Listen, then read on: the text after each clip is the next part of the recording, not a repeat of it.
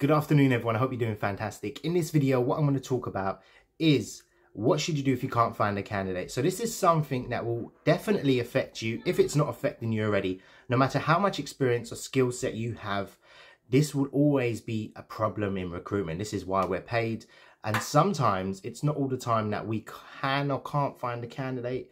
Sometimes we can, sometimes we can't. So what do you do in that situation? A lot of it will come down to experience, but hopefully, even if you're starting off new or you've got a lot of experience or even more than me, some people I coach have more experience than me, what's important is that these issues can be fixed and there are solutions to it. So some of the answers will shock you. They're not going to be exactly what you're expecting. So hopefully you find value in it no matter what position you're in. So just to start off, a typical scenario is you deal with a new client and they say, bang, here's a job, please help us find someone for it. So you go to market, let's say, I don't know, you do a soft resource and you have a look and then you see, okay, I've checked the job boards, I've posted the advert, I've looked on LinkedIn, I've messaged 30 people, 100 people, whatever, yeah? And now I can't find anyone. So what do you do in that situation? Of course, the first thing you want to do is update the client.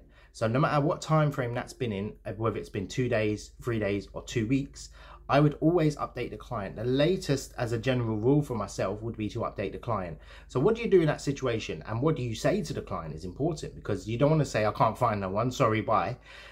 Because you want to keep that client there. I've had scenarios where I've had positions I've never been able to fill. Bottom line, like to the point where the client has said, oh, we're taking on more agencies. And the trouble is some companies will say yes to every agency. Yeah, because they're just hoping someone will fill that position. I've had positions where I've got down to it and I spoke to the client and I've said to them, how long has the position been on? Or I found job adverts from a year ago and the job, literally, I've seen jobs in the market for 2 years and they haven't been able to fill it. So chances are you could be picking up a job like that. Yeah, 9 times out of 10 you won't be, but there is a reason why. So 2 important questions I always try and find out. You don't have to do this from the initial call, but because obviously that will come across a bit dodgy, like you're just trying to make the money from them, is how long has the position been open? Have you gone to interview with anybody? And what were the issues? Why didn't they get the job? They're the sort of key things I want to find out either from the start or very early on, so I know what position I sit in. Also, is it a new position? Or is it a position where somebody has left and they're just trying to refill that position? I'll give you an example of what I mean by that. If it's a position where, I don't know, somebody has, let's say it's a nurse and they've opened a new home and you're looking for a nurse, chances are you don't know if anyone can fill that position. But if the nurse has left, that means there's a good chance that somebody is in the market around that region looking for a job and that position has already been, there's proof that it's already been filled. So if it's a new job, I don't know if that area has the staffing we require or we can actually find. So there's a lot of variables that go into it. So make sure you are finding out those questions. Now, killer question is, and this brings me to a point I always illustrate. Now, some people come to me and say, Kaz, I can't fill this position. What do I do? So oftentimes, or I've had those positions where I've said, I can't fill this position. What do I do? There are X amount of people in the market working in that job is how you have to think of it. Yeah. And it isn't so much a mindset switch. I can go on an X-ray search on LinkedIn. I can do an X-ray search on Facebook. I can check all the job boards. I can post the advert for a durated time. I can check all of the other resources I have available. Yeah. Depending on what sector you're looking into. And I can see there's 5,000 people in that market. Sometimes there's 20,000. Sometimes it's a very finite position. You can't find the people. So what do you do in that situation is the key. So if you cannot say you can't find anyone unless you have contacted 5,000, 10,000, pretty much everyone that's even looking or not looking, as well as asking for referrals and having the job advert posted for a few months, you can't say there is no one in the market until then. I'll give you an example of when you can say that. You've literally spent time and time again and you've resourced for the position. Now, I'm not telling you to go over the same job over and over again, but you have to be realistic. That position will be filled by somebody at some point. Whether it's going to be you, whether it's going to be done internally, but if they genuinely have a need for that position, they need that person, and they're willing to pay a recruitment agency, sometimes quite a high fee, that means that they're going to have a need for it. I'll give you a slight example. Some sectors have an urgent requirement. No matter what the position is, they often have a urgent requirement. And then there are some that can get by without that position, so they're going to be fussy. I'll give you an example. A doctor in a hospital is an urgent requirement. They would probably take anyone that can suitably do the job. Somebody like an administrator or someone in a sales team doesn't have a massive demand because their colleagues can cover them. Now, there is a demand in a sense that the colleagues will get annoyed that they're doing too much work eventually, or somebody wants to grow the team. When it's growth, it's not so important. When there's an urgency, a teacher, a doctor, the healthcare sector is sometimes the most lucrative in terms of picking up jobs, because you'll find jobs because people have a desperate need. So one is obviously focusing on what sector you're looking at. Is there going to be a demand in that sector? Is there going to be a demand in this? If you look at the sort of teacher, hospitals, care homes, drivers, logistics, if there's no driver, obviously if you just pinpoint it, these sectors look like that. So going off to sort of options you have, before I digress and start rambling on about sectors, candidate acquisition needs to be going on all the time. So how you can improve this is by having a database.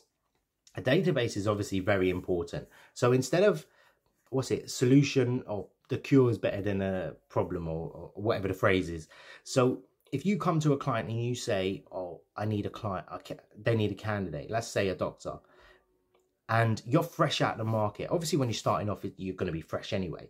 But what have you done to get doctors to talk to you, or have some sort of, have them connected on LinkedIn so you can message them when you need? What have you done in that situation? So I'll give you an example. If someone's starting an agency, someone I'm coaching now is starting an agency in 3 months. So we're already picking up candidates in the market rather than going off to the market when we need them. So fix the problem before it becomes a problem is key. And you might say, oh, I don't know what I'm going to be recruiting for. So that's very key. So a lot of positions are remote. Also, you can pick certain targeted areas. Give you an example. If I want to recruit just doctors in Birmingham, I want to start off in Birmingham. Not to say I wouldn't approach everyone UK-wide, but I'm mainly going to focus on Birmingham. So I'm going to connect with 30 or 20 doctors in that area on LinkedIn every single day before I even look at going out to clients. That's the key thing you want to start to do. And have your job adverts posted all the time. Just have it circulating. I made videos in the past. Have a look at those. You can see exactly how I actually source candidates and have a funnel coming in all the time. Because some people apply for jobs just because they've had a bad day at work. Yeah. And the psychology of job seekers is very, very complex. So if someone is in work, 9 times out of 10, actually, they're not really looking for work as such. They're seeing what's out there. So they're happy to give you your CV in a sense that I just want the information. It's not so much about, how can I put it? They're desperately looking for a job. Sometimes, and I'll prove it to you, you call a candidate, they don't pick up, you email them, you text them, and you think, why did you apply for the job? That used to get me very early on when I started in recruitment. So make sure you are taking the steps now so the problem doesn't occur. So if you've got the problem now and you're like, okay, great, that doesn't help me. I have clients I need to fill. You haven't done enough. I haven't done enough for my jobs. I haven't serviced my clients well enough to even dare come around and say there's no one in the market. If you really want to make that money, you have to find that person. And it is about, sadly, digging deep. There is no secret formula. There is somebody, keep this in the back of your mind, there is somebody that will fill that position eventually. Somebody is going to fill it. Whether it's the client, whether it's you, whether it's another agency. How deep are you going to dig? Now, the advantage is most people working at agencies are under the wrong sort of pressure. So they're told to fill positions and they boast about a 1 in 5 fill rate. You should be trying to fill every position you have. Yeah. Some companies have a 1 in 12 fill rate. So every 12 jobs, they fill 1 of them. And they're happy. So they just think, oh, I just have to get on 50 jobs and then I'm going to make 10 grand. Because they have a certain amount of pressure. So they only work on jobs that are quick, fast moving. Whereas we can service clients better. or people can service clients better that run boutique style agencies or niche agencies. So I hope this has been somewhat helpful. It hasn't been an exact method, but if you've liked the video, you have any questions, please let me know, and I'd love to hear from you all. Take care.